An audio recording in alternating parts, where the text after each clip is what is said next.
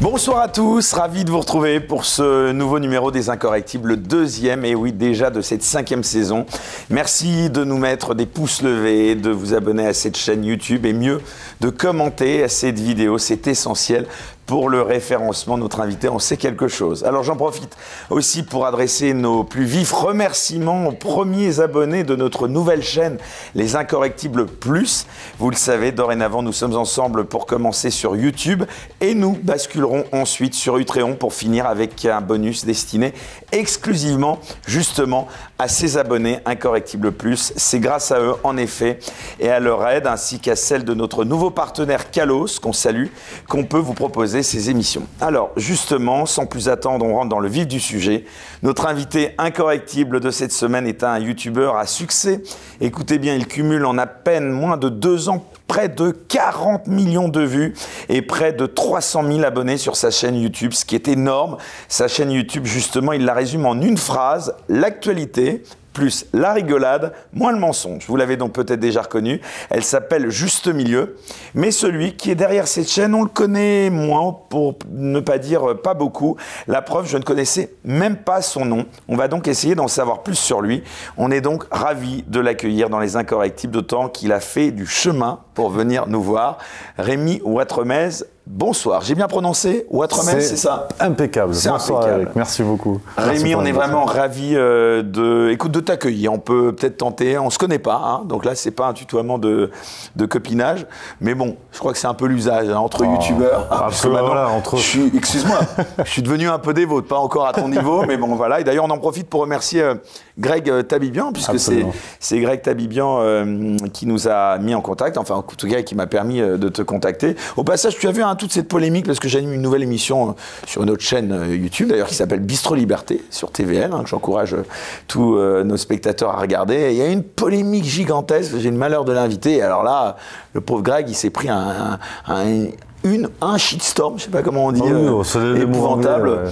Je sais pas, t'as regardé, Greg, c'est un de tes très bons copains, on peut absolument, le dire. J'adore ce qu'il fait, j'espère qu'on pourra faire quelque chose ensemble. Salut à la chaîne Je suis pas content TV. Bien sûr. Et disons que voilà, ça résume parfaitement l'époque. Sur un même plateau où il y a Juan Branco, Greg Tabibian, Pierre Gentillet et le quatrième, Didier Maisto. Et Alexis Poulain. Et Alexis Poulain. Et on qualifie tout ce beau monde d'extrême droite parce qu'ils sont sur TV Liberté. Bon, derrière, champagne, TVL, pour tout le monde. TVL. Sur TVL, derrière, c'est champagne et blinis pour tout le monde. C'est absurde, mais ça résume bien l'époque. On a un plateau avec un vrai débat. Est-ce que c'est pas ça aujourd'hui qui est interdit plus qu'un positionnement politique à l'extrême droite ou gauche de l'échiquier, quoi? En plus, ce qui est absolument dingue, c'est que s'il y a bien une chose qu'on ne peut pas suspecter chez Greg, c'est justement d'être raciste et j'en passe. Ah oui, puis pareil chez Juan Branco, c'est-à-dire que si Juan Branco est d'extrême droite, je suis majorette. Donc voilà. Eh bien écoute, tu n'es pas majorette, donc je pour l'instant. Alors Rémi, donc Ouattremez, avant d'aborder avec toi les différentes thématiques qui occupent l'actualité en ce moment, et il y a du matos cette semaine, je souhaiterais revenir sur ton parcours, car finalement, je le disais donc en introduction, je me suis rendu compte en préparant cette émission, donc il y a assez peu d'informations sur toi, je ne sais pas si c'est voulu, au-delà du brillant commentateur pourtant de l'actualité que tu es. Alors pour commencer, tu es très jeune. Et ça ne se voit pas tant que ça. Ouais, je fais tout ce que je peux pour me dire. Tu fais tout. Non, mais je pensais que tu étais un peu plus âgé, puisque tu as donc 18 ans, c'est ça? C'est ça, 28 ans. 28 ans de TTC. 28 ans seulement, non, mais c'est quand même assez dingue. Donc tu es sorti assez récemment des études, puisque même si ça fait quand même quelques années, et tes études, donc elles t'ont conduit dans une école de commerce à la Toulouse Business School. Ah, c'est l'anglais, c'est Business School. Au niveau naming, ils sont assez bons à Toulouse. Mais tu as un parcours néanmoins assez atypique, puisqu'avant d'intégrer une grande école de commerce française, tu as fait un baccalauréat professionnel, option commerce, dont tu as pu dire que c'était une erreur. Alors d'abord, pourquoi? Disons que j'ai commencé au collège, comme tout le monde. Il y a le stage d'observation qu'on fait en 3e pour bosser dans un endroit. J'ai bossé dans une boutique de sport. Je ne sais pas si on peut donner les marques. Bon, bref, ils font du sport, puis ils sont inter de tout ça. Ils sont au milieu de tout ça. Et bon, je m'étais dit, le commerce, c'est chouette, ça me plaît bien, pourquoi pas. Et puis dans les trucs d'orientation qu'on fait tous en 3e, j'entends parler de bac pro commerce. Je dis, c'est cohérent. j'allais tout de suite à l'essentiel très jeune. Je me dis, bon, bac pro commerce, on est dans le 1000. Et c'est vrai que au conseil de classe, en plus pour l'anecdote, j'étais délégué de la classe et mon père était parent délégué. Tu étais plutôt bon élève donc? Oui, ça allait plutôt bien, pas dans les meilleurs, mais pas dans les pires, quoi. Juste milieu déjà. Il y avait un truc. Et donc on arrive avec toute la délégation de la famille, avec mon père qui était parent délégué, tout ça. Puis la directrice d'établissement qui me disait, mais non, mais Rémi, tu peux aller en bac ES à l'époque, parce que maintenant ça a changé. Tu peux aller en bac ES sans problème et tout. Naïvement, je dis, bah non, je vais faire bac pro commerce, je vais faire bac pro commerce. Et donc je me retrouve en seconde au lycée de la CCI à Nîmes. On les embrasse.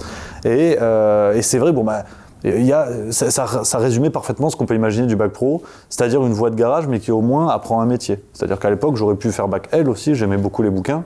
Mais bon, on a plus besoin en France de caissiers, de boulangers, d'agriculteurs que de bibliothécaires ou d'écrivains. Et puis donc voilà, c'est vrai que c'est une voie de garage avec peu de gens qui finalement ont poursuivi derrière en BTS. Sur une classe de 30, il y a dû en avoir 4 ou 5. Le reste est tout de suite entré dans le monde du travail. Et donc c'est en première que j'ai commencé à me dire mince, je me suis peut-être un peu planté. Et là j'ai eu connaissance d'une classe préparatoire qu'il y a au lycée René Cassin à Strasbourg, qui est spécialement dédiée justement aux bacheliers pro, et qui avec une année en plus permet d'intégrer les écoles de commerce derrière via une prépa technologie classique. Et ça m'a permis de raccrocher les wagons. Comment il faudrait faire pour redonner, selon toi, des lettres de noblesse à cet enseignement professionnel qui est capital? Bah, on aime bien s'inspirer de l'Allemagne quand ça nous arrange, et en Allemagne, la voie professionnelle est beaucoup plus ancrée que chez nous. Et valorisée. Et valorisée, absolument, où on considère qu'effectivement, on a plus besoin de mécanos, d'infirmières, de secrétaires, de tous ces corps de métiers-là, qui effectivement sont accessibles sans forcément faire 5, 6, 7, 8 années d'études, mais qui, voilà, des formations qui apprennent un métier. Et ça me semble être plus intéressant. Après, c'est sûr que bon, bah, aujourd'hui, au rythme où va l'éducation, je ne sais pas vraiment ce qu'on va apprendre, mais on verra. Et alors justement, je le disais, ensuite, donc, ça a été l'école de commerce, la grande école. Qu'est-ce qui t'a, on va dire, poussé à faire une grande école de commerce et pour finir youtubeur? Ah, ça, c'est les aléas. Non, c'est pas forcément péjoratif ce que je oui, dis. Non, mais au contraire, je suis content. Non. L'école de commerce, c'était donc dans la poursuite de la classe prépa qui était destinée à faire. Comment on en vient plutôt à faire une grande école de commerce et arriver à vouloir devenir youtubeur? Ça s'est fait pareil, un peu au gré comme ça des rencontres, de la formation. J'ai choisi Toulouse parce qu'il y avait en dernière année une spécialisation en management des activités culturelles et créatives. Il n'y a pas encore de spécialisation youtubeur? Pas encore, mais je milite. Tu milites. Donc un nom très long et très pompeux pour dire en gros pour bosser dans la culture, dans le domaine culturel et des médias. Et ça me plaisait bien, donc j'étais allé à Toulouse pour ça, j'avais accéléré grâce au concours et tout ça. Et en dernière année, comme beaucoup d'étudiants d'école de commerce, entre deux soirées, j'avais un peu de temps à tuer, je m'étais dit tiens, je vais faire des chroniques de bouquins. J'adore les bouquins. J'avais créé un blog qui s'appelait Let It Be, donc déjà avec un jeu de mots assez mauvais, mais qui positionnait un bonhomme. Et de fil en aiguille, au bout d'un an, j'ai lancé la chaîne YouTube, où je parlais vraiment de bouquins. Ceux qui veulent se payer ma tronche peuvent aller regarder les toutes premières vidéos, elles sont encore là. C'est assez dégueulasse, c'est assez terrible. Et j'essaie de parler de littérature voilà, sur un ton voilà, comme on imagine des vidéos sur la littérature, donc c'est chiant, c'est pesant. Puis petit à petit, j'ai commencé à parler comme on parle là, donc comme je parle avec mes amis et tout ça. À parler mais cette expérience en école de commerce, elle t'a servi pour ton activité actuelle? Oui, mais ça reste très théorique, c'est-à-dire que les connaissances en marketing, oui, ce sont des outils. Mais selon les contextes, selon le cœur d'activité de l'entreprise que vous allez intégrer, ça s'applique de manière complètement différente. Donc l'école de commerce, à mon avis, met le système scolaire français, met le pied du système scolaire français dans ce qui se passe aux États-Unis, c'est-à-dire avec une mention qu'on achète, qu'on met sur un CV, mais qui valorise au regard des recruteurs. Et donc là, quand on met Toulouse Business School, on a 30 000 € sur le dos pour la formation, mais c'est sûr que c'est valorisant. Alors qu'on pourrait le faire en BTS ou en fac éco, par exemple. Aujourd'hui, ta chaîne YouTube, tu dirais que c'est d'abord, allez, on est dans les incorrectibles, donc parlons cash, c'est un business, un engagement, une conviction? Oui, il y a une conviction sur juste milieu. Maintenant, il faut être franc jeu. Bien sûr que je suis content aujourd'hui que ce soit mon métier. Je suis rémunéré grâce à ça. J'en vis et je travaille même à 100% avec quelqu'un qui travaille avec moi. Bien, tout à fait bien. Et donc je suis très au clair là-dessus sur le fait que ça me permet de bien en vivre, de faire travailler quelqu'un, bientôt une deuxième personne, d'avoir ma propre entreprise à 28 ans et donc j'en suis vraiment très fier. Et quand en plus j'ai des retours de gens qui sont plutôt contents et qui voient qu'on essaie de mettre en œuvre plein de choses, une revue, des nouvelles, enfin Juste Culture, une nouvelle chaîne et autres, cet argent-là qu'on gagne, oui, nous permet de bien vivre, mais nous permet aussi de développer ce projet-là. Donc je suis très au clair là-dessus. Je ne veux pas m'inventer juste un engagement et dire je suis l'abbé Pierre. pas du tout. Si ça peut aider les gens et les faire gamberger, c'est chouette. Mais derrière, à côté, ça me permet de créer une entreprise et de la développer. C'est marrant ce que tu viens de dire en disant l'abbé Pierre. Est-ce que tu penses que tu fais partie de ces fameuses entreprises à mission si chères à notre ami Bruno Le Maire? Déjà, je suis pas bien. Déjà, d'ailleurs, Bruno Le Maire, il faudra que tu me dises quel regard tu portes sur lui. On en reparlera avec grand plaisir. Mais non, je n'ai pas envie de m'inventer un sacerdoce comme ça. Ça reste une chaîne YouTube où globalement l'idée est quand même de faire des blagues, de commenter l'actualité. Ce que je fais, c'est pas pénible. Donc j'ai une chance absolue de pouvoir faire ça, de faire des blagues en me filmant. Et de lire les journaux, d'être rémunéré pour ça. Je suis pas sur les chantiers, je suis pas dans les hôpitaux, j'ai pas un métier pénible, donc je vais pas en plus m'inventer un vernis pour me faire briller aux yeux de je ne sais qui. Si ça peut déjà faire marrer les gens et les intéresser à certains sujets, dont la politique, c'est gagnant.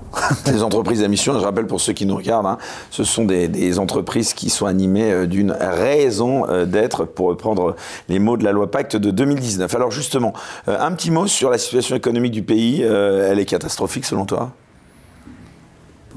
Oui, alors ça c'est un constat, effectivement, on peut bagarrer. Alors moi je pensais qu'on pouvait débattre de tout sauf des chiffres, alors je ne sais pas si ça s'applique à l'économie, mais oui, on a des indicateurs qui sont effectivement de moins en moins bons.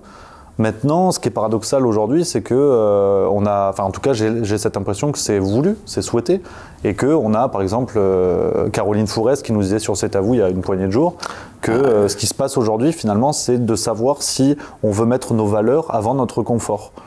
Donc que tout se casse la tête, que tout parte en cacahuète, ça semble volontaire, en tout cas d'après certaines personnes. Donc c'est grave, mais apparemment il n'y a pas lieu d'en pleurer. Donc, Caroline Fourest, dont on pourrait parler des heures et des heures, parce qu'elle est bien placée, je pense, en tant que représentante, je suppose, des gens qui doivent souffrir financièrement sans aucun doute au sein de la population. Alors, on va revenir à ton parcours, car avant de fonder la chaîne, donc Juste Milieu, puis le site, tu t'es fait connaître, donc tu le disais, par un autre média, donc en effet, très bon jeu de mots, difficile à prononcer, Les Tripes, c'est bien ça, et t'étais déjà dans une optique où l'humour côtoyait donc, non pas l'actualité, mais la littérature. Pourquoi donc ce projet, c'était une passion, c'était parce que tu lisais beaucoup, c'est ça? Ouais, j'aimais vraiment beaucoup ça, et l'idée c'était un peu de le partager, finalement comme sur l'actualité, de commenter les choses, commenter en l'occurrence les livres que je pouvais parcourir. D'où ça te venait ce goût pour la littérature? Bon, depuis assez jeune, il y avait des bouquins à la maison, mais je viens pas pour autant... Tes parents, ton milieu, tu viens d'un milieu... Ma maman aimait bien, mais sans plus. Je viens pas d'une famille... ma maman travaillait en préfecture, mon père était gendarme. Donc on est assez classique, bien comme il faut, mais c'est pas une grande famille d'écrivains ou d'auteurs ou autres. Il y a toujours eu des bouquins à la maison que je picorais. Je lisais beaucoup de revues, notamment de foot ou autre, quand j'étais petit. Et c'est vraiment le goût de la lecture. C'est pas tant de me spécialiser dans le roman ou dans le polar, ou je sais pas. C'est vraiment le fait de lire, discuter, partager des trucs. Aujourd'hui, les journaux, je prends autant de plaisir. Est-ce qu'il y a encore, selon toi, des grands écrivains aujourd'hui? J'ai parfois l'impression, quand je vois les auteurs contemporains, que la France, elle a perdu sa tradition de grands écrivains, à part bien sûr Michel Houellebecq. Quel est ton avis là-dessus? Sur Michel Houellebecq ou plus largement? Sur les écrivains français aujourd'hui?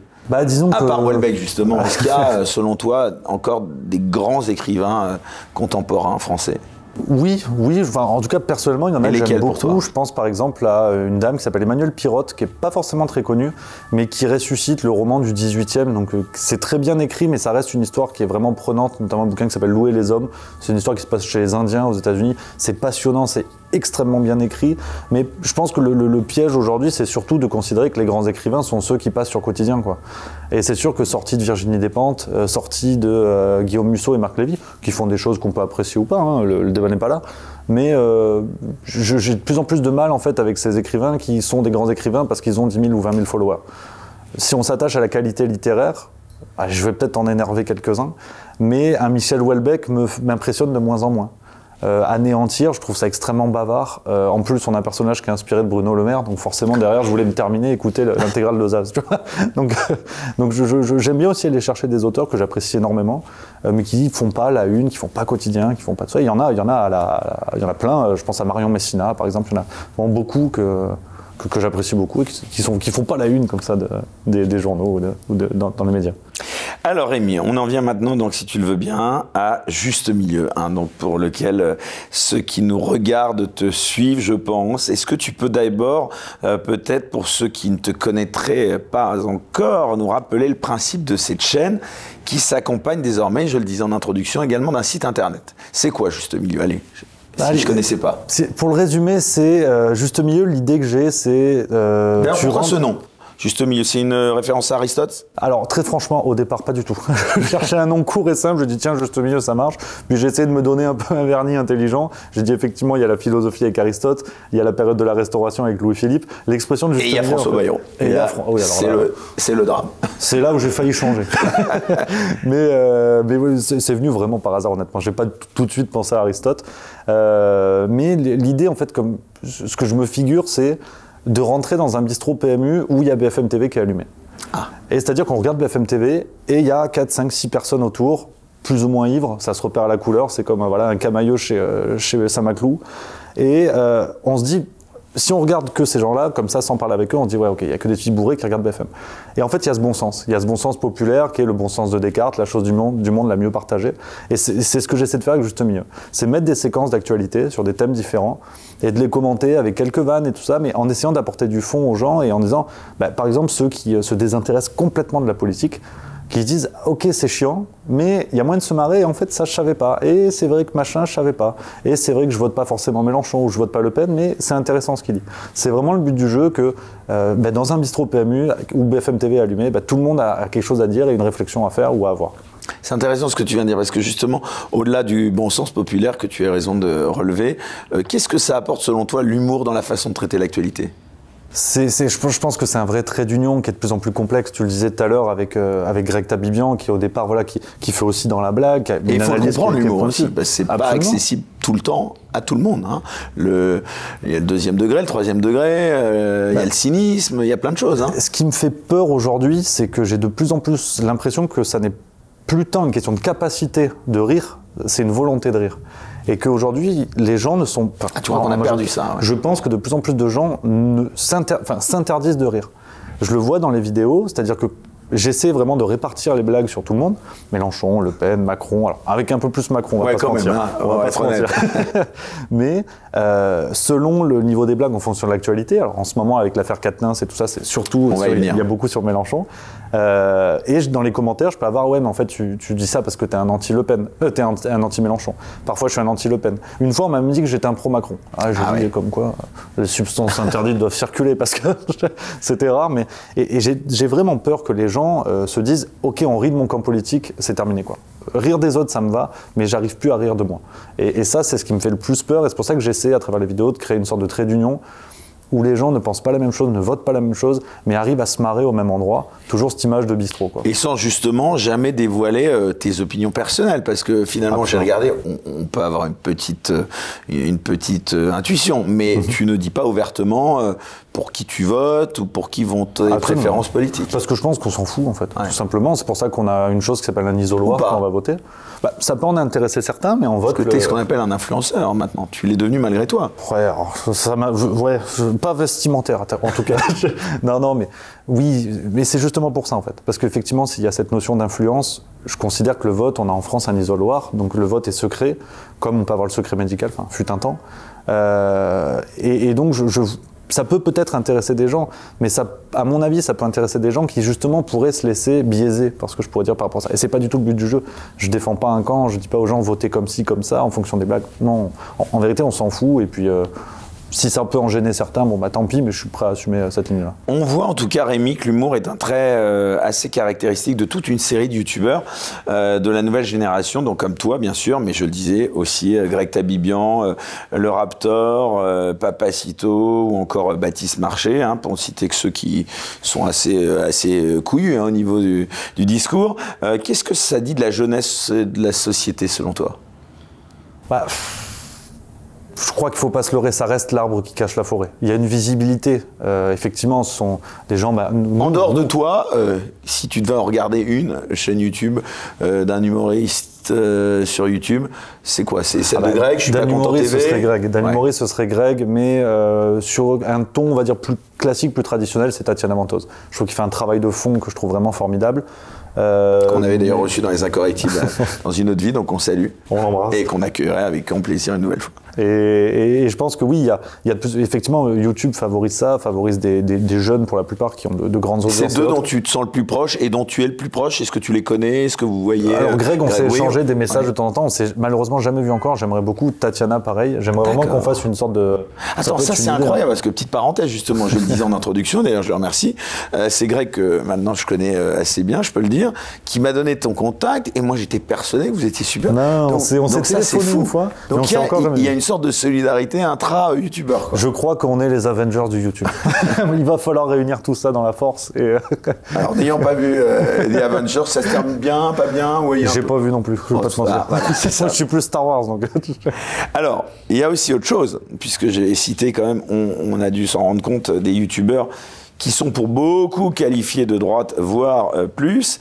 Plus largement, on voit donc certains youtubeurs dont on parle le plus, ou en tout cas beaucoup en ce moment, sont justement, on va dire, associés à cette droite dont je parlais. Est-ce que tu ressens ça aussi pour toi? Est-ce qu'on te qualifie comme tel?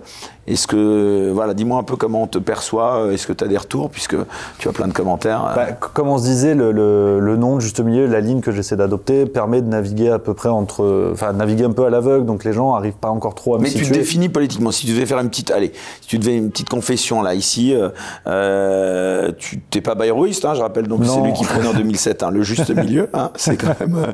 Triste c'est pas subliminalement une manière de faire du pro-Bayrou. Non, tu te sens comment politiquement, sur l'échiquier politique? Disons que, et sans faire de réponse de Normand, et je veux pas éviter la question, mais l'échiquier politique bouge tellement. La droite, la gauche a quand même du sens encore, non? Je ne crois même plus. Je ne crois même plus. C'est-à-dire qu'aujourd'hui, on a vu émerger un phénomène qui s'appelle l'extrême-centre. Et ceux qui l'incarnent se revendiquent comme ça. Donc un extrême centre, je ne suis pas une brute en géométrie, mais ça n'existe pas.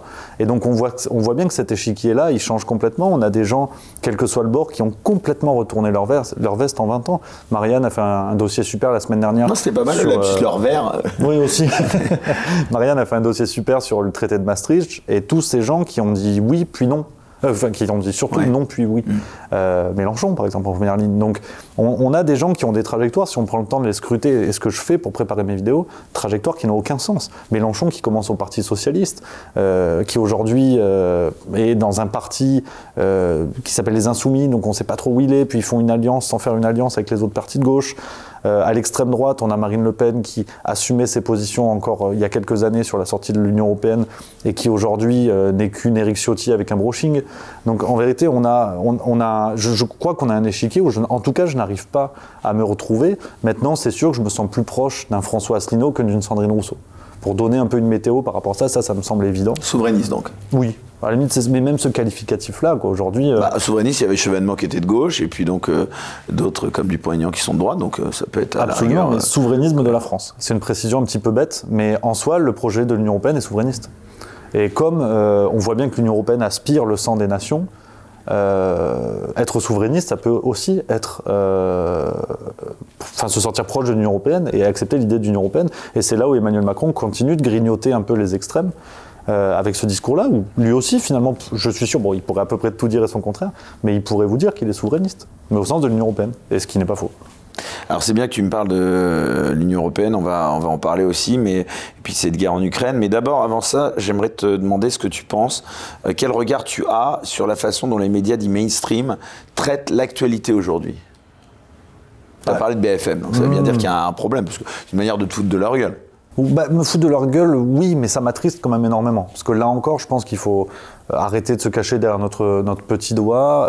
Ils ont de l'influence. Ils ont de l'influence, c'est certain. Colossal. Mais il faut voir en fait ce paysage médiatique. Le Monde diplomatique a fait une carte, je crois, en 2016 ou 2017 avec tous les milliardaires. Voilà. J'allais y venir justement. C'est drôle, t'anticipes sur la question que j'allais te poser. Le fait que quelques milliardaires justement possèdent la très grande majorité des médias français, c'est quelque chose qui te choque? Qui me choque, oui, qui m'attriste énormément, mais qui me pousse aussi à être lucide. Et sans vouloir faire pleurer dans les chaumières, aujourd'hui, quand on a, ça c'est tombé, c'était avant-hier, je crois, dans le Figaro, Daniel Kretinsky, donc milliardaire tchèque, qui a déjà des billes un peu partout, notamment dans Le Monde, Le Monde et Marianne, et qui a mis 17 millions d'euros chez Libération. Donc aujourd'hui, une société un petit peu bizarre, on ne sait pas trop qui détient quoi, mais on sait qu'il y a quand même Patrick Drahi, donc PDG d'Altis, qui détient aussi BFM TV, qui est un peu derrière ça, et Kretinsky met 17 millions d'euros parce que Libération est endetté à hauteur de 8 millions d'euros, il me semble. Donc Libération sans subvention publique n'existe plus. Et on a encore des gens qui s'étonnent par 2 fois à l'entre-deux tours que Libération appelle à voter Macron. Pas beaucoup. Voilà, plus beaucoup. mais effectivement, parce que sans ça, Libération ne tient pas. Donc il y a des fonds privés. C'est beaucoup plus regardé que Libération d'élus. Peut-être, j'ai pas Oui, les je chiffres, pense. peut-être. Après, avec tous les abonnements, j'avais regardé une fois les chiffres pour mener un peu l'enquête, mais ce qui trouble un peu tout ça et ce qui trompe les gens, c'est que dans les chiffres, par exemple, de vente de numéros, il y a les abonnements des bibliothèques, par exemple. C'est une loi qui fait que toutes les bibliothèques de France reçoivent automatiquement un exemplaire. Donc si on enlève ça... C'est-à-dire qu'elles sont abonnées ? Elles sont automatiquement abonnées.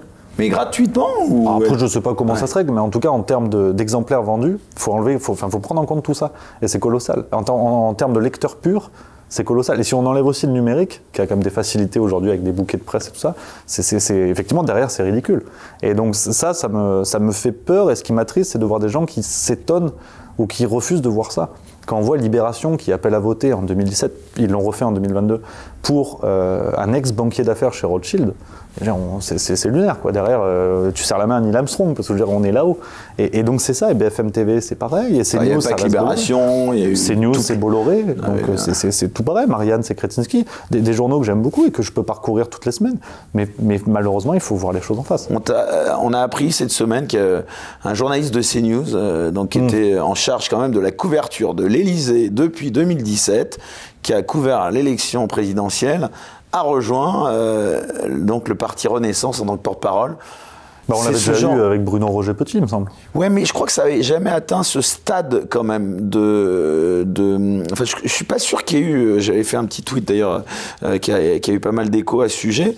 Je sais pas s'il y a eu à ce niveau, parce qu'évidemment, on m'a rétorqué que Philippe Ballard sur LCI, qui avait rejoint donc le RN... d'abord, il n'était pas au service politique de la chaîne, il n'était pas président de la société des rédacteurs de la chaîne, il n'était pas en charge de la couverture de l'Élysée depuis 2017, et il n'a pas couvert, à ma connaissance, la dernière présidentielle, quoi. Il n'était que présentateur, et ça n'a rien de péjoratif, l'ayant été en plus, moi aussi, auparavant. Donc, quand même, ça dit quoi, ça ? Ça dit, est-ce qu'on nous prendrait pas quand même un peu pour des teubés ? Disons que ça date pas d'hier. Des comportements comme ça, des perméabilités entre les différentes élites, on en a souvent constaté. Mais je crois qu'on a passé un cap, une fois de plus, avec Emmanuel Macron. Et tout ça est très bien renseigné. C'est le bouquin Le Traître et le Néant de Davé et l'Homme, c'est tout le travail de Marc Andevelde, entre autres, Juan Branco aussi. Le nouveau directeur général depuis, je crois, 2017 ou 2018 de BFM TV, décidément, je m'acharne sur eux, c'est Marc-Olivier Fogiel. Un proche du couple présidentiel, c'est de notoriété publique, proche également de la fameuse Mimi Marchand. Mais tout ça est clair, et tout ça on le lit dans les journaux, il n'y a aucun secret, il n'y a aucune opacité. Et c'est là où je crois qu'on franchit un cap. Ils ne s'en cachent pas. Hein, ils ne s'en cachent absolument pas. Et donc on s'étonne que, par exemple, Mediapart a sorti, je crois, hier, encore un nouveau dossier sur l'affaire avec Kadhafi et Sarkozy. BFM TV qui n'en a pas parlé. Et un autre exemple, c'est L'Équipe, avec le travail de Romain Molina. L'Équipe qui... Alors là, je vais demander à nos amis spectateurs de fact-checker, mais sauf erreur, depuis que Romain Molina a sorti ça le 16 ou 18 septembre, il n'y a pas eu son nom dans L'Équipe. Pas une seule fois. Donc ça en dit long. Alors, moi, j'aimerais quand même qu'on salue quand même le grand courage quand même politique et déontologique quand même de BFM TV. C'est quand même qui donne la parole à quand même des gens qui ne l'ont jamais. Un certain BHL, je ne sais pas si tu as vu cette semaine. C'est magnifique. C'est magnifique. Non, mais à ce niveau, c'est magique. À côté, les Simpsons, c'est une émission d'Arte, quoi. Le mec, il est allongé par terre, en mode c'est super dangereux. On sait qu'il est à 100 km de la première ligne de front. La photo est prise comme ça. Le photographe est debout. Ouais. C'est tellement dangereux que le photographe est debout. Enfin, c'est lunaire. C'est pas sérieux. On peut... Mais comment t'expliques que ce mec-là, il a encore son rond de serviette sur toutes les chaînes info de France, qu'il est... Alors, Paris Match, à se demander, je sais pas, mais moi, respect. Hein. Respect quand même, parce que... enfin, ça donne envie surtout de résilier son abonnement, mais bon, oui, je sais pas. Si tant est qu'il y en a encore qui l'est, mais moi, au contraire, je trouve... Enfin, c'est aussi ce que j'aime bien avec Juste Milieu, c'est de regarder tout ça, de le prendre vraiment pour ce que c'est, d'essayer de l'analyser sérieusement, mais de rester un peu goguenard face à tout ça, quoi. Non, mais ce ridicule, ce qui est fou, notamment la BHL, pour parler du cas BHL, au-delà de lui, ça le dépasse.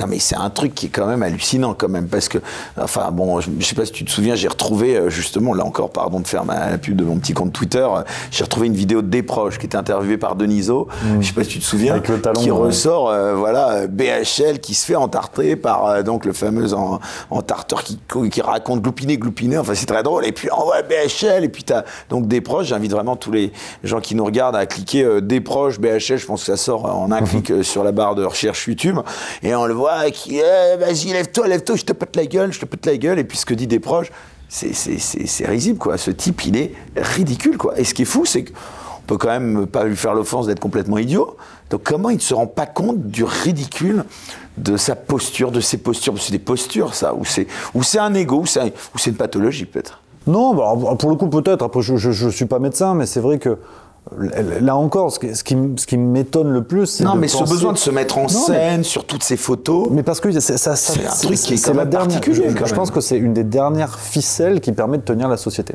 C'est la théâtralisation du monde. C'est pas pour rien. Ouais, mais on en reparlera. Tu crois que ça marche encore ça Volodymyr Zelensky, il est bien comédien, il est bien acteur. On en reparlera peut-être. Mais tout ça, c'est une théâtralisation assumée du monde. Qui prend aujourd'hui Bernard-Henri Lévy au sérieux? Après, on peut dire, oui, effectivement, il est philosophe. Paris Match, BFM, CNews. Mais bon. Mais je pense que dans les rédactions, il y a au moins une personne, enfin j'en espère, une divinité, celle que vous voulez, j'espère qu'il y a au moins une personne dans ces rédactions qui rit devant ça, qui reste goguenard, parce que on ne peut pas le prendre au sérieux. Et puis, je disais, on peut dire, oui, il est philosophe. Ok, ben regardons le travail de philosophie de Bernard-Henri Lévy. Il est tombé dans le piège de la fameuse histoire Botulle, où en gros, il écrivait un livre sur Kant, je ne sais plus quoi, et il s'était inspiré d'un certain Jean-Baptiste Botulle, il me semble, à vérifier tout ça, le nom exact, et en fait, qui était un livre, une bêtise, qui avait été écrite par des gens qui avaient écrit une bêtise de philosophie sur Kant, je crois, sur la vie sexuelle de Kant, et Bernard-Henri Lévy avait écrit un livre quasiment entier sur ça, en prenant ça comme source, mais c'était n'importe quoi. Et donc, même en philosophie, je pense que c'est un guignol. Donc, mais un guignol au sens vraiment du terme, la marionnette de Lyon. Et donc, de fait, moi je regarde ça, ça me fait marrer, mais je le regarde sérieusement. Parce que on voit bien que, en tout cas sur ce que Paris Match fait avec ses photos, la narration du conflit en Ukraine, ça passe par là. Ça passe par une mise en scène en fait qui est ridicule, où on veut montrer le danger avec un photographe qui est debout, c'est absurde, à des abords de tranchées, donc en plus il y a une tête qui dépasse, généralement c'est du baltrap derrière. C'est absurde. Et donc, ce qui veut dire que la narration de l'Ukraine, pour faire peur aux gens, on est obligé de passer par là. Par une mise en scène qui... c'est la grande vadrouille, quoi. Et ça m'inquiète. Absolument. Ouais. Absolument. Mais ça m'inquiète par contre davantage que le fait qu'il soit en costume Dior à 10 000 billes, faussement allongé, parce qu'il est sur le coude. Enfin bon, bref, on peut faire une heure dessus. Mais enfin, il a paradoxalement de l'influence, non pas auprès de la population, mais auprès de certains politiques. On se souvient de lui quand même, la Libye. Au final, ça a des conséquences quand même, ça. Absolument. Mais là, on touche au cœur du problème. C'est qu'il y a cette théâtralisation, mais en coulisses, on a ce personnage qui a l'oreille des puissants. Et on ne sait pas pourquoi. Un Jacques Attali, c'est pareil, qui est présent dans les arcanes du pouvoir depuis 40 ans. Ça nourrit énormément de fantasmes. Qui s'est planté, qui, Alain Minc, comme d'autres, se sont quasiment plantés sur tout. Absolument. Et pour des histoires, en plus, on est sur de la cuisine interne. Alain Minc avait soutenu Valérie Pécresse en 2022 pour des histoires de mésentente avec Macron, ce qu'on racontait, je crois que c'était David Lhomme justement, ou Marc Andovel, je ne sais plus. Mais c'est sur de l'ego pur jus. Et on se rend compte en fait qu'il y a ce niveau, en fait, qui est le niveau visible. Un peu comme l'allégorie de la caverne chez Platon, quoi. Et on voit se promener pour la faire rapidement, ce sont des prisonniers qui sont attachés dans une caverne qui est en contrebas, comme ça. Et ils voient, en fait, ils sont tournés vers le mur et ils voient des gens qui passent au niveau du sud de en haut, quoi. Et ils voient que leurs ombres. Et ces gens ont des chapeaux avec des petites statues. Et ces prisonniers enchaînés pensent que le réel, c'est ça. Pensent que, en fait, le réel, c'est ça. C'est des gens, des ombres, avec des petites statues, et ces petites statues qui avancent, qui reviennent, qui repartent. Et un jour, t'en as un qui arrive à se détacher, qui part. Donc au départ, forcément, il est aveuglé par la lumière du soleil. Il n'arrive pas à voir ce nouveau réel qui se présente à lui. Il retourne dans sa caverne pour libérer ses potes. Il les libère et il le tue. Ses potes le tuent en disant c'est pas possible, il n'y a pas d'autre réel, c'est forcément ça. Donc c'est une allégorie de philo qui a 2500 ans bientôt et qui permet d'éclairer beaucoup de choses. Mais on est toujours là-dedans, quoi. On est toujours là-dedans. Les petites statuettes sur les chapeaux, c'est Bernard-Henri Lévy. Mais par contre, le vrai réel, il est où? Et est-ce qu'il va nous aveugler? Et est-ce qu'on va tuer ceux qui vont nous mettre face à ce nouveau réel? Depuis des millénaires, on n'a pas changé.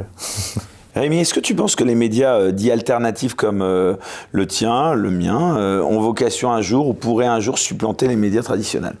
Pour ma part, j'ai la naïveté, voire la prétention de le croire.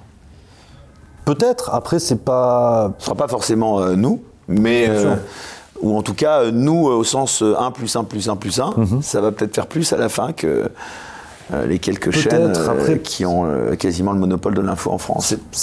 Disons que, enfin, à titre personnel, c'est pas le but du jeu. J'ai un objectif en tête. Alors attention, sans péter le boulard, avoir un citron, pas possible. Je pense souvent à ce que disait Coluche sur les Restos du Cœur, que son but c'était que ça disparaisse, parce que ça voudrait dire que tout le monde aurait à manger. Et avec Juste Milieu, modestement, je me dis un peu la même chose. C'est que le jour où les gens me regarderont en disant bon, à la rigueur, il a un physique un peu bonhomme et 3 blagues qui passent bien, on va le regarder, mais pour le reste, il fait le même travail que BFM TV ou CNews ou Libération ou Le Figaro. Et donc les gens n'auront plus d'intérêt à me regarder. Quand les gens n'auront plus d'intérêt à me regarder pour avoir ce traitement-là de l'info, j'ai envie de dire mission accomplie, quoi. Et tu penses pas que paradoxalement, alors j'espère que ça n'arrivera pas avant justement que ce que tu viens de décrire, je l'espère pour toi, arrive paradoxalement, il n'y a pas un risque qu'on soit striké, comme on dit, par YouTube? Est-ce que tu n'as pas peur de cette censure qui est de plus en plus grandissante sur les réseaux sociaux? Et c'est pas pour rien qu'on a créé donc les Incorrectibles Plus, pardonnez-moi encore de faire cette pub donc sur un autre réseau, sur une autre plateforme, pour justement essayer d'échapper ou d'anticiper la riposte, parce qu'un jour, comme tu me le disais tout à l'heure hors antenne, tu me disais, je crois que je ne trahis pas de secret en le disant, que tu avais peur qu'un jour, le rideau tombe et que tout ça s'arrête. Et finalement, on ne peut pas anticiper et c'est compliqué, quoi. Si vis pacem parabellum. Tu vois, je fais même du latin. Non, mais c'est vrai que qui veut la paix prépare la guerre, et c'est clair que ça, je l'ai en tête, et le jour où ça arrivera, ça me fera drôle, et donc j'essaie à l'heure actuelle de trouver un peu des formats différents sur la revue juste mensuelle qu'on a lancée depuis bientôt 1 an, qui remplacera pas le format vidéo. Tu penses que ta durée de vie sur les réseaux sociaux comme YouTube, elle est comptée? J'en ai aucune. Toi en particulier? J'essaie de garder ce pas de côté avec l'humour, avec la blague, avec ce côté juste milieu où effectivement c'est pas trop marqué politiquement. Mais tôt ou tard, il faudra que je me mouille si ça continue à se durcir comme ça, notamment au niveau de la censure. Tu penses que la liberté d'expression est vraiment en danger en France? Bien sûr, c'est Sandrine Rousseau qui l'a dit, donc c'est officiel. Sardine ou Sandrine? Sandrine. Sandrine. Non, on va pas offenser les poissons. Non, parce qu'il y a eu un tweet encore sur le barbecue cette semaine. Enfin, elle a recité un article du Parisien de mémoire où elle disait que, en effet, les consommateurs de viande rouge étaient plus sexistes que ceux qui n'en mangeaient pas. Tweet auquel Pierre Gentillet, que je salue, a répondu Sardine, il faut que tu arrêtes. Eh ben non, ça n'était pas Sardine, c'était le compte officiel de Sandrine Rousseau. C'est terrible, la fiction dépasse le réel. Non, mais pour revenir à ta question sur la censure, ça vient de la gauche, quoi. Et c'est sidérant de voir qu'aujourd'hui, la gauche s'approprie ces combats d'encadrement de la liberté d'expression. Sandrine Rousseau, donc chez Quotidien, il y a une semaine, 10 jours, concernant le fameux compte Twitter Sandrine Rousseau qui s'amuse à la caricaturer et tout ça, Sandrine Rousseau qui dit sans trembler de la truffe, oui, il y a des limites à la caricature, je crois que c'est ce qu'elle dit. Et elle dit effectivement, on peut faire de la caricature, mais on ne peut pas caricaturer les personnes noires, les LGBT, tout ça. Et ça émane de la gauche, quoi. Là, normalement, derrière, fin de partie, rideau, quoi. Et c'est ça qui est terrible, c'est que tout à l'heure je te disais, l'échiquier politique se renverse et ne cesse de bouger, c'est que c'est à croire aujourd'hui que la liberté d'expression vient de droite, voire d'extrême droite, d'après la lecture un peu classique. Extrême droite, de toute façon, ça c'est aussi l'argument ultime de ceux qui n'en ont plus, quand tu n'es pas d'accord avec eux. Absolument, mais on est à gauche. On est dans un combat culturel en fait. C'est cette guerre culturelle qui est menée, qui n'est pas une révolution. C'était Pasolini qui théorisait ça, que je dise pas de bêtises. On y est toujours. Il n'y a pas de guerre armée en France, même si parfois on se pose la question, mais c'est à celui qui remportera le combat culturel de mettre de force dans les têtes des idées qui parfois peuvent sembler absurdes. Je veux dire, aujourd'hui, un homme est enceint, d'après le planning familial, financé en partie par l'État français. Et plus on va le répéter, plus ça va devenir normal. Sauf que quand on commence à le répéter dans des classes d'âge de plus en plus jeunes, les gens évoluent et grandissent avec ça. Et si dans 30 ans, j'arrive, je dis bonjour monsieur, on me dit non, en fait, qu'est-ce qui vous fait dire que je suis un homme? J'ai la fameuse séquence. Une séquence d'arrêt sur image, c'est ça, de 3 ans, oui, où un monsieur, en tout cas, apparemment non, apparemment oui, mais non, avait été présenté par Daniel Schneiderman comme bonjour monsieur, et il lui avait rétorqué, mais je ne sais pas ce qui vous permet de dire que je suis un monsieur, alors qu'il n'était que barbu, il avait tous les signes extérieurs. de ce qu'on croit encore être un être de sexe masculin, quoi. La séquence, elle est sublime. Alors déjà, je corrige, c'était Gramsci. La guerre culturelle, c'est Gramsci, ça me revient, parce qu'on va me gronder après dans les commentaires. Mais cette séquence, elle est symbolique, elle est magnifique, parce que c'est comme Daniel Schneiderman, journaliste de gauche bien connu depuis un paquet d'années, et qui se retrouve en fait face à ce qui est devenu la gauche. Et il y a un choc culturel. Il y a une sorte de grand remplacement de gauche. C'est vrai que ça a une saveur de gourmet. C'était fou, c'est vrai. Et tu sens que même lui, tout s'écroule, quoi. Il arrive d'un côté un peu marteau-faucille, c'est sympa, le bleu de travail, ça sent la merguez à la fête de l'humain. Et il débarque face à un type, le seul bleu de travail qu'il a vu, c'était dans une série Netflix, et qui lui dit, non mais en fait, qu'est-ce qui vous fait dire que je suis un homme? Et en plus, après il continue, et il dit, non mais qu'est-ce qui vous fait dire que je suis blanc? Je suis à moitié libanais. Ouais. Là, Daniel Schneiderman, explosion interne. Ouais, la déflagration. Voilà, et ça symbolise vraiment l'époque. C'est que même les gens de gauche, on va dire, historiques, se font dépasser, quoi. Et c'est drôle, mais terrible. Pour revenir à cette censure, justement, tu l'anticipes. Comment est-ce qu'on pourrait faire pour l'éviter? Est-ce que tu y as réfléchi un petit peu déjà, ou finalement tu attends que le tremblement de terre ait lieu pour y réfléchir? Disons que j'essaie de faire ce que je peux à mon échelle pour tenter d'expliquer aux gens que ce qui se passe n'est pas normal, qu'une élue, professeure d'université, elle est députée, elle a été élue députée, disent qu'il y a des limites à la caricature en France, après Charlie Hebdo, après les drames qu'on connaît. C'est juste tenter d'expliquer à ma petite échelle, de dire aux gens, voilà, regardez ça, vous votez pour qui vous voulez, vous avez vos opinions, la question n'est pas là, mais regardez où on en est. Et je pense que la lutte à mener, pour le coup, la guerre culturelle, d'une certaine manière, j'essaie de l'appliquer aussi de mon côté. On ne gagnera pas dans les urnes, on l'a vu. Emmanuel Macron est repassé. J'en suis encore sidéré, honnêtement. C'est la première fois que je prenais vraiment position à dire au second tour, je serai pour celui qui est contre Macron. Toi, tu as voté donc Marine Le Pen? Absolument. Tout comme j'aurais voté Jean-Luc Mélenchon ou n'importe qui d'autre. Anne Hidalgo, j'aurais discuté. Donc tu as voté plus contre que pour, c'est ça? Absolument. Absolument. Parce que... D'ailleurs, c'est un paramètre, là, pardon, d'interrompre, oui, parce que beaucoup de gens me disent que j'interromps beaucoup. Alors, d'abord, je profite pour faire juste une petite parenthèse.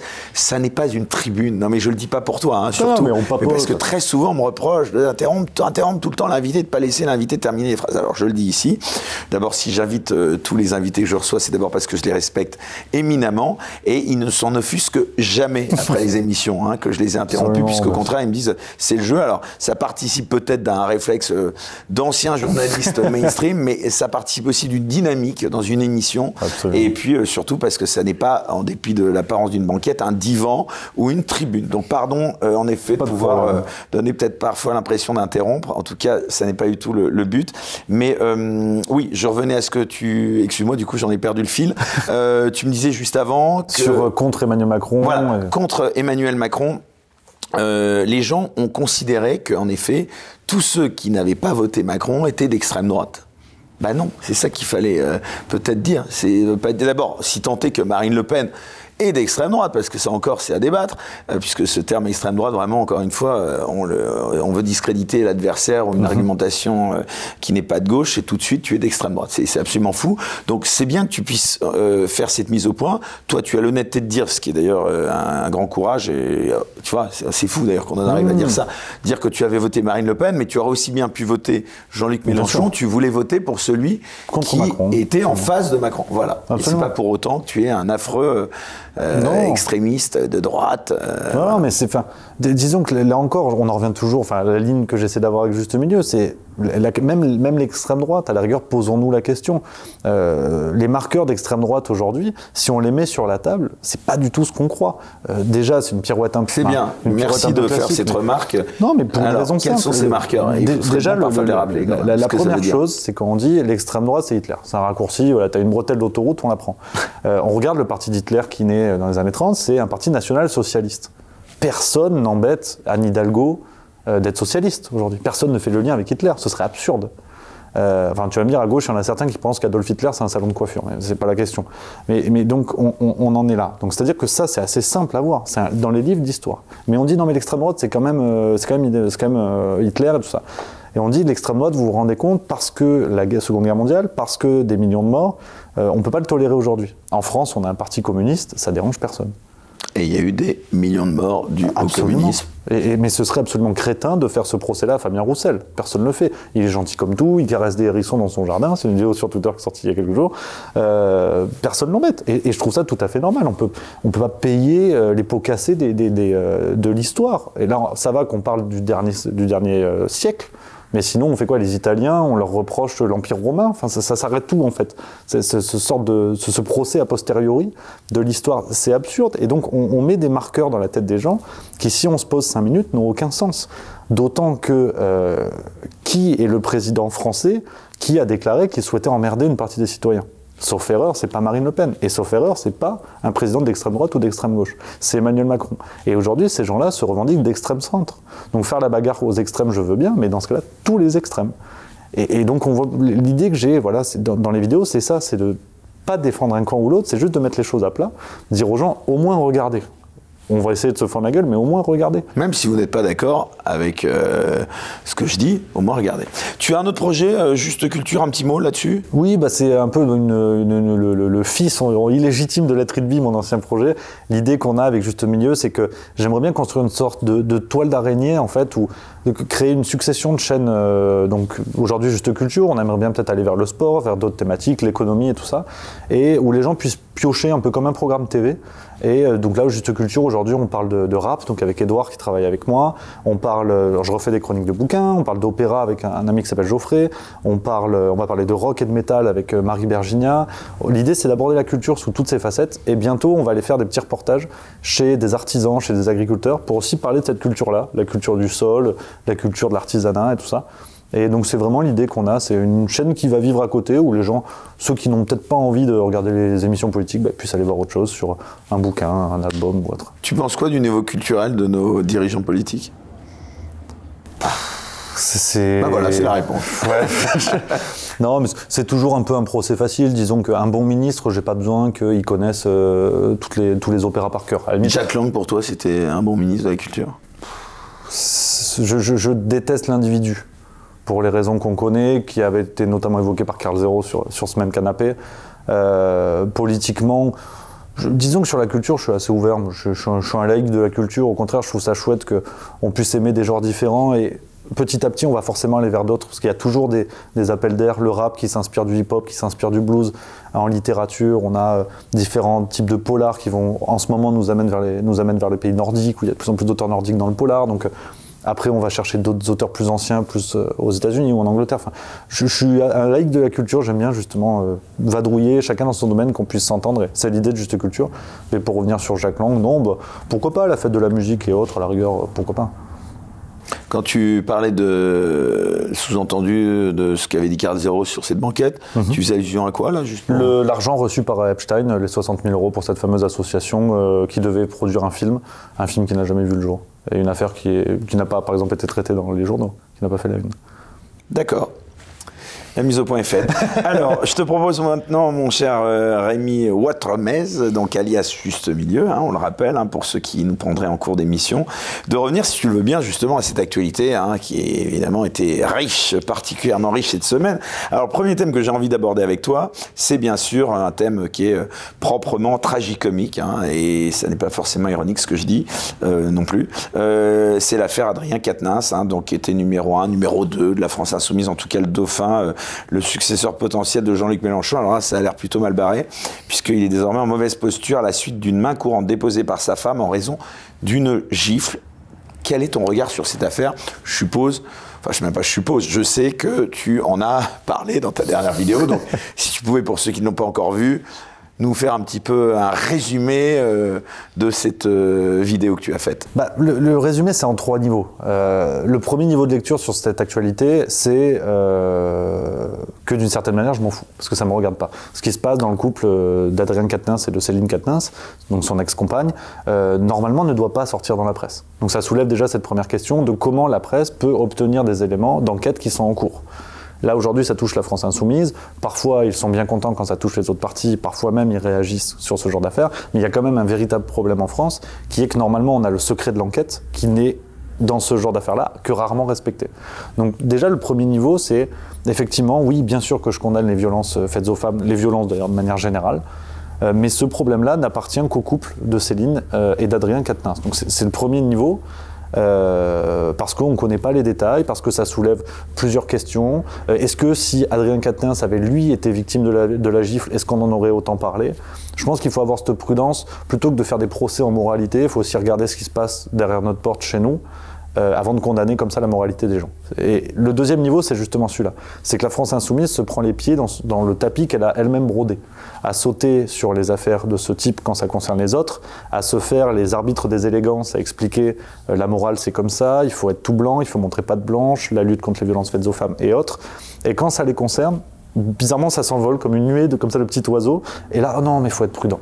Attention, oulala, attention. La présomption d'innocence. Voilà, présomption d'innocence, l'enquête, laissons la justice le temps de faire son travail. Alors, quand il y a une enquête, parce que maintenant la France Insoumise nous a inventé l'enquête interne, qui ne vaut rien de manière juridique, mais ça, apparemment ça marche.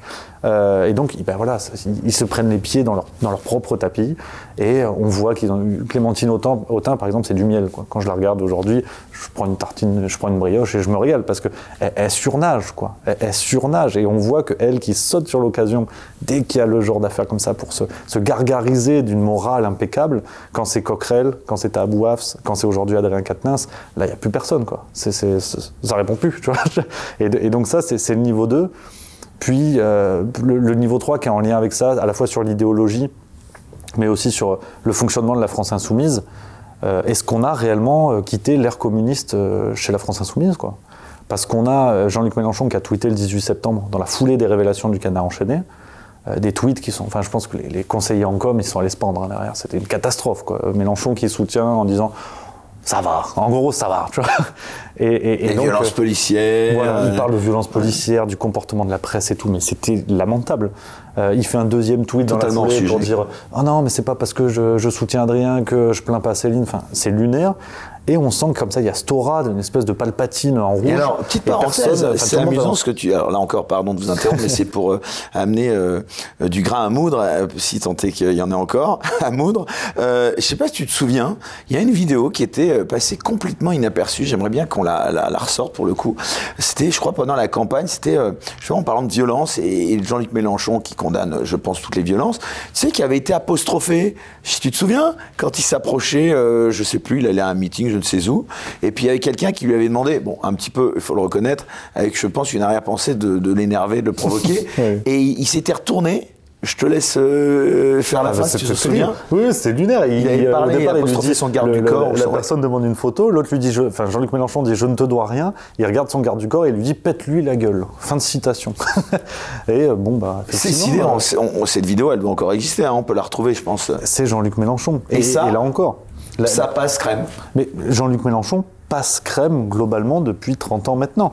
J'imagine si Marine Le Pen avait fait ça, avait dit ça en tout cas à cette époque, avait dit à son garde du corps, tiens lui, pète-lui la gueule. Absolument, c'est ce que j'allais dire. Là je vais parler de Jean-Luc Mélenchon, mais c'est pas tant que je couvre Marine Le Pen. Il y a aussi des histoires sur toutes les malversations, les détournements de pognon à l'Union Européenne, on est d'accord. Là on parle de Jean-Luc Mélenchon, donc c'est pas parce que je parle de ça que je suis pro-Marine, je précise. Oui, c'est bien. Jean-Luc Mélenchon, ça fait 30 ans. Il y a eu effectivement des choses positives, qu'on soit bien d'accord, hein. Tout n'est pas acheté.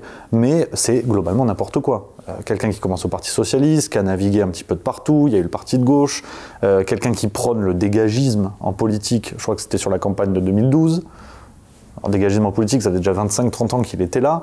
Ensuite, il y a eu 2017, puis 2022, où il nous explique qu'il a perdu, mais en fait, il a gagné. Après, il fallait l'élire Premier ministre. Il faudra quand même qu'un jour, on revienne là-dessus. C'est ridicule, c'est n'importe quoi. Mais est-ce qu'il y croyait lui-même, entre nous ? Mais qu'importe, à la rigueur, s'il dit ça avec ses copains au coin du feu, c'est bien, mais pas à la télévision, et pas en trompant. Il peut peut-être faire de la concurrence. Il doit peut-être être youtubeur, moi je crois. C'est ce que je me dis. Et il s'est dit, voilà, je vais pitcher, je vais faire comme juste au milieu. Je me dis, mais la concurrence commence à être rude. Hein. Ouais. Avec Sandrine Rousseau et Valérie Pécresse, qui a un chien qui a voté pour elle, en termes de vanne, moi j'ai plus l'invention après. Hein. C'est vrai que ça aussi, c'était incroyable. Et c'était Philippe Bas qui avait répondu le plus sérieusement du monde, interviewé, je crois que c'était dans les couloirs du Sénat ou de l'Assemblée. Mais non, ça n'est pas possible car un chien ne peut pas voter. Mais il fallait le remercier de nous avoir apporté cette précision. Puis, un chien et des électeurs morts. Faut aussi se rappeler ça. Il y avait le chien qui a marqué l'opinion avec le fameux Douglas, mais il y avait des électeurs morts et il y avait des électeurs en Asie. C'est vrai. qui était à peine encarté au parti, mais qui n'était même pas français. Libération n'a toujours pas été attaqué en diffamation. Alors, pour ça, Libération, on en parlait tout à l'heure, on critiquait, il y a aussi des enquêtes très bien, qu'on soit bien d'accord. Ils sont bons en une, Libération, il faut leur reconnaître ça en humour. En jeu de mots, c'est pas terrible quand même. Parfois, il y a des jeux de mots, j'en peux plus. Bon, en tout cas, sur la France Insoumise, ça dit quoi de ce parti, des idéologies, voire des délires, on peut le dire, qui traversent ce mouvement Moi, à partir du moment où des gens votent pour un parti avec conviction, avec engagement, des citoyens votent... Parce qu'ils sont sincères. Pour moi, c'est un parti respectable. Ce qui m'embête de plus en plus dans la France Insoumise, c'est qu'il y a ce jeu... le jeu un peu des passions, le jeu des idéologies, où en 2022, il se présente avec un discours qui est celui de l'égalité femmes-hommes, de la lutte contre les violences faites aux femmes, et on a un Coquerel qui a un comportement effectivement de porc, parce que maintenant il faut dire balance ton porc, donc le porc, et puis là tout de suite... Attention, tu risques d'être attaqué en diffamation. Encore que... Non, mais c'est les porcs qui peuvent t'attaquer. Lui n'a pas attaqué... oui, voilà, peut-être je vais t'attaquer par la filière porcine, on va voir. Mais disons qu'il a ce comportement-là, il y a une enquête interne. Moi, j'ai pas vu d'enquête de justice qui disait que c'était pas vrai. C'est vrai qu'il y a des enquêtes internes. On se croit un peu là au parti, comme tu dis, l'ancien parti communiste. Alors, il y a présomption d'innocence, effectivement, tu fais bien de le rappeler, mais il n'y a toujours pas eu d'enquête là-dessus. Tahabou Hafs, mine de rien, on lui a reproché des faits. Clémentine Autain parlait d'une gravité qu'elle n'avait jamais observée. Tahabou Hafs n'a toujours pas été jugé. Aujourd'hui, on ne sait pas si la France Insoumise n'a pas souhaité le dégager finalement. C'est dans un sens comme dans l'autre. On ne sait pas. Peut-être qu'il est responsable de ses agissements, ou peut-être qu'il s'est fait dégager. Parce et puis attends, il y en a un petit nouveau maintenant. Alors là, il n'est pas évidemment à la France Insoumise, mais il n'est pas loin. C'est Julien Bayot, d'Europe Écologie Les Verts, qui est aussi visé par des accusations. Est-ce qu'il y a pas... Alors maintenant, je vais me faire un peu l'avocat du diable s'il en est, en tout cas de la France Insoumise et de la NUPES, ou de la NUPS, je ne sais pas comment on dit. Est-ce qu'il n'y aurait pas une forme de chasse à l'homme de gauche? Allez. C'est l'arroseur arrosé. Quand on veut se faire l'arbitre des élégances, quand on veut se faire le plus moral de la classe, dès que tu fais une bêtise, que tu es chippé en train de faire une bêtise, non, mais il y en a peut-être dans tous les partis, c'est ça que je veux dire. Mais voilà. Ça, bien évidemment. Mais tu veux dire que c'est parce que eux, plus particulièrement, n'avaient fait leur argument, un argument. C'est un peu comme Fillon qui disait à une époque, je parle évidemment d'un autre sujet, qui dit on n'imagine pas De Gaulle mis en examen et puis blanc, il s'est pris les pieds dans le délégué de la classe. Le délégué de la classe, quand il papote, il doit être encore plus exemplaire. Bien sûr. Et quand il se fait choper au conseil de classe, il se fait 2 fois plus défoncer. C'est normal, quand on veut dire aux autres, soyez moraux, faites ci, faites ça, montrez pas de blanche. Disons que c'est un peu un autre phénomène, c'est la cour du roi qui incitait son peuple à aller prier, à aller à l'église, et derrière tout le monde se défouraillait à Versailles. On a ce contrepoids, puis derrière ça finit avec une tête effectivement sur la guillotine.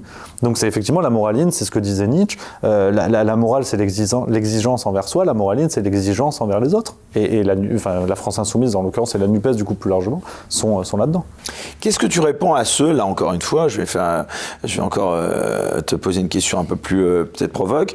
Qu'est-ce que tu réponds à ceux qui pensent que le, entre guillemets, mâle blanc hétérosexuel est en danger de disparition aujourd'hui? Il y en a qui osent émettre de telles idées. Est-ce que finalement, peut-être quelques arguments ne sont pas apportés à leur crédit? Même ça, alors plus largement sur la théorie woke, en fait, le mouvement woke, plus largement, qui apporte tout ça.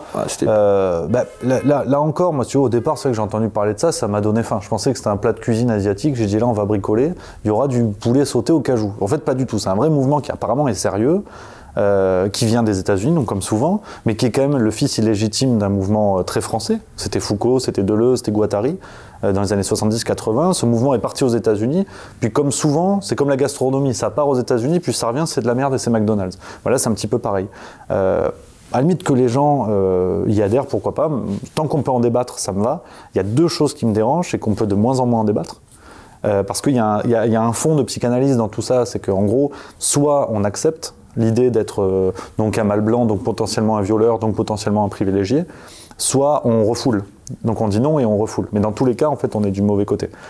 Sauf que moi, j'aimerais comparer la situation, par exemple, de Rokhaya Diallo et d'un agriculteur de la Creuse. Je ne vois pas où est le privilège blanc à ce moment-là. Et donc c'est ça qui m'embête fondamentalement. Et en plus, une fois de plus, toujours ce réel qu'on voit dans nos yeux, qui sont toujours les petites ombres avec les statuettes. Mais si on se retourne, on comprend que, par exemple, la notion de patriarcat blanc a été développée par une bourgeoise américaine qui s'appelle Peggy McIntosh, une bourgeoise blanche. Donc, il y a en plus ces grands concepts-là qui ont parfois été développés, pas tous, mais parfois été développés par ceux qui finalement sont visés par tout ça. Donc c'est un méli-mélo intellectuel qui mélange le déconstructionnisme français en philo, qui mélange une tendance très Disneyland, très Marvel. Donc c'est à la sauce américaine, puis ça revient chez nous et ça n'a plus aucun sens, quoi. Et on le mélange aux problématiques dans les banlieues, aux problématiques d'intégration en France, et ça fait un tout qui peut parfois sembler ridicule. On en parlait tout à l'heure sur la personne qui dit qu'est-ce qui vous fait dire que je suis un homme, mais ça devient explosif, quoi. Est-ce que pour autant l'excès inverse, le virilisme, est-ce que c'est pas non plus une erreur? Bah, disons que je pense, à mon avis, et j'aimerais bien en papoter par exemple avec un Baptiste Marché ou un Papacito ou un Julien Rochdy, dont j'apprécie beaucoup le boulot, mais c'est vrai que je sais pas si faudrait faire débattre Baptiste Marché et Sandrine Rousseau. Je pense, alors là, sur le barbecue, avec là, un barbecue. Je veux 1,8 kg de popcorn. Je vais rester là. On va essayer de monter ça. Alors, je veux être là dans les spectateurs. Je sais pas si c'est la bonne réponse. Parce que du coup, j'ai l'impression que c'est traiter un peu le mal par le mal, quoi. Enfin, sans mauvais jeu de mots. Et du coup, j'ai l'impression que ça répond à un excès par un autre excès. Ça peut donner lieu à un fond qui est rigolo. Effectivement, les vidéos de Papacito peuvent être rigolotes. Et d'ailleurs, il n'a pas été poursuivi dans cette affaire de Mélenchon. Même au niveau juridique, il y a même eu un non-lieu. Enfin, il y a eu non-lieu, voilà. Donc ça veut dire que on peut encore en rire. À vérifier, mais je crois en effet où les poursuites ont été, comme tu dis, à creuser. Mais je trouve que les deux, ils avaient fait une vidéo ensemble, Baptiste Marché et Papacito, où, par exemple, ils se battaient comme au Moyen-Âge. Il y a ce fond de virilisme, il y a un côté qui est encore un peu léger, et à la limite ça me va, quoi. Mais c'est comme le discours d'un Laurent Oberton, quoi. Dans Éloge de la force, qui est l'avant-dernier de ses bouquins. Je trouve qu'il y a un peu le mauvais pendant du virilisme, où Laurent Oberton développe l'idée que finalement, cette violence nécessaire qui va dans le sens de la virilité, cette violence nécessaire, c'est une réponse à apporter à la société. Finalement, c'est plutôt à encourager. Sauf que, et à la limite, ce serait à débattre avec lui, hein, je ne veux pas mettre des mots dans sa bouche, et j'aimerais bien d'ailleurs avoir cette réponse-là s'il nous regarde. Ce discours-là s'applique par exemple aux terroristes. Éloge de la force. Si celui qui doit dominer est celui qui a de la force, ça s'arrête où, ce concept-là? Et c'est là où, et je ne prête pas ces intentions-là à Papacito ou Baptiste Marché ou d'autres, mais c'est ce qui me fait peur, en fait, dans les excès d'une réponse qui se veut être le juste milieu. Encore une fois, mais il est bien trouvé ton. Tu peux le sortir à toutes les sauces. C'est magnifique comme propos. C'est du subliminal à toutes les sauces. Juste un mot, ça veut dire quoi être féministe aujourd'hui, selon toi? C'est quoi, synonyme de haine des hommes? Alors, le néo-féminisme, oui, c'est ma petite classification perso, c'est pas une grande réflexion d'universitaire non plus, mais Sandrine Rousseau, Raphaël Rémy-Leleu, Caroline Dehaas, pour moi, sont des néo-féministes de plateau. Qui haïssent les hommes, selon toi? Je ne sais pas, je ne veux pas leur prêter des intentions. En tout cas, leur discours, notamment Caroline Dehaas, quand elle déclare qu'un homme ou 2 hommes sur 3 sont des agresseurs, je ne sais pas si elle haït les hommes, mais en tout cas, elle les diffame. En tout cas, elle dit n'importe quoi. C'est une dérive du féminisme, ce néo-féminisme que tu décris. Je pense une dérive et qui a finalement peu à voir, parce que si on prend même les paroles de Simone Veil quand elle a la mise en place de l'IVG, à l'autorisation de l'IVG, Simone Veil elle-même parle d'une solution qui ne doit pas être une solution de confort, qui doit être un dernier recours. Là où aujourd'hui, dire ça, ce serait quasiment être le neveu de Goebbels. Et ce qui m'embête, c'est ça. C'est ce néo-féminisme de bourgeois, un néo-féminisme de plateau, mais qui est complètement décorrélé avec la situation des femmes en France. Quand leur combat... On peut être féministe apaisé ou c'est un accident? Bien sûr, parce qu'il y a de vrais problèmes. MeToo, Balance ton porc sont des mouvements plus que nécessaires, ça j'en conviens. Sauf que il y a eu ce déclenchement-là, mais si on analyse un petit peu, la parole qui a été libérée est une parole élitiste, entre guillemets, qui vient du monde du cinéma, de la culture. En ce moment, on a le scandale avec PPDA, c'est le monde de la littérature, mais la caissière du Lidl qui se fait insulter tous les soirs, qui s'en préoccupe? Voire plus. Voire plus, absolument. La jeune fille qui ne peut pas s'habiller comme elle veut sur des territoires en France. Qui se préoccupe de ces femmes-là? Est-ce que leur parole est libérée? Est-ce qu'une parole est libérée à partir du moment où on met un tweet ou à partir du moment où ça a un écho et ça fait la une de quotidien? C'est là où ce néo-féminisme me fait peur, parce que qu'ils ne défendent pas l'intérêt des hommes, à la limite ça c'est pas grave, mais je suis pas sûr qu'ils défendent l'intérêt de toutes les femmes. Allez, avant de terminer cette émission, justement, tu me tends encore une fois la perche en parlant de quotidien, sans transition, un sujet un peu plus léger. Je voudrais revenir avec toi sur les cérémonies britanniques qui ont suivi le décès de la reine d'Angleterre. Quel regard tu portes sur tout ce cérémonial et son traitement médiatique, puisque, je ne sais pas si tu as vu, donc cette semaine, que Quotidien a fait une petite séquence où, justement, Yann Barthès montrait ce cortège qui quittait, je crois que c'était le palais de Buckingham, où qui disait, bah regardez, vous voyez, en Angleterre, la première voiture, c'est pour les hommes. Et on voyait en effet le prince Charles et le prince Charles, le roi, maintenant je dois dire, le roi Charles III qui était à côté de son fils William. Et puis dans la voiture suivante, il y avait donc Camilla et je crois et la femme donc de William. Il disait, vous voyez, les femmes sont derrière, bah, c'est normal, elles font les gâteaux. Voilà, bon bah ça en dit long, là encore. Enfin, alors c'est pas pour, là encore, c'est pas pour éluder la question, mais honnêtement, je m'en fous dans des dimensions. Enfin, la reine d'Angleterre, c'est très bien, c'est une page de l'histoire et c'est très bien, et bravo. Mais alors tu te fous quoi, de Yann Barthès et de Quotidien ou de la reine d'Angleterre globalement de la reine d'Angleterre. Ah, oui. Et donc en lien avec ça, on peut pas s'en surprendre. Je veux dire, la monarchie, en tout cas en Grande-Bretagne, c'est un peu désuet, et je comprends l'amour des Britanniques pour la monarchie, et c'est très sympathique. Il y a un côté un peu poussiéreux, un peu sympa, un jouet d'enfance. Ah, c'est étonnant. Donc là, tu es plutôt à contre-courant. Tiens, ça pourrait être un autre type de chaîne, ça aussi. Là, je pensais que tu vois que tu allais me dire l'inverse. Bah, disons que Quotidien, ils sont... mais sur la monarchie. C'est-à-dire que la monarchie en Angleterre, je pense que, excuse-moi, là pour le coup, je vais me faire l'avocat de la monarchie en Grande-Bretagne. Je pense que la monarchie a repris de la popularité depuis le décès de la reine d'Angleterre. Alors ça, on en reparlera dans 3 mois, quand les Britanniques vont devoir payer leur facture d'électricité. Et en même temps, la facture des funérailles. Oui, qui était 35 millions d'euros, je crois. Colossal pour la fortune quand même de la couronne d'Angleterre, qui est estimée à 25 milliards de dollars aujourd'hui. Je crois que c'est le Figaro qui en a parlé il y a quelques jours. On apprend. Tu veux dire que ça aurait dû être à la couronne, enfin à la monarchie. C'est un grand minimum. À une fortune de 25 milliards de dollars, tu peux bricoler un petit cercueil, quoi. Je trouve ça très sympathique, et effectivement, je respecte l'amour que peuvent avoir les Britanniques pour leur couronne, qui n'est pas la mienne. Ouais, mais on va dire qu'il y avait l'accueil de tous les chefs d'État, et que, bon, toi tu considères qu'avec 25 milliards, évidemment, on a 35 millions d'euros. Mais d'autres pourront te dire, il y avait peut-être une charge qui dépassait la seule bulle de la famille, disons que accueillir tous ces chefs d'État a imposé, évidemment, de faire appel aux fonds publics. Oui, alors il y a 2 choses qui sont peut-être pas forcément en lien, mais que j'ai quand même envie de dire là-dessus. Moi, je pensais qu'il fallait éviter les jets, il fallait éviter les avions et tout ça. Ces gens du monde, ces dirigeants du monde entier, ils sont pas venus en pirogue. Bus. Finalement, Macron a paraît-il, pour se déplacer dans Londres. Dans Londres, mais de Paris, il n'est pas venu en pirogue. Donc, à mon avis, déjà là, je trouve ça, bon, il y a un discours, mais c'est plus sur la forme.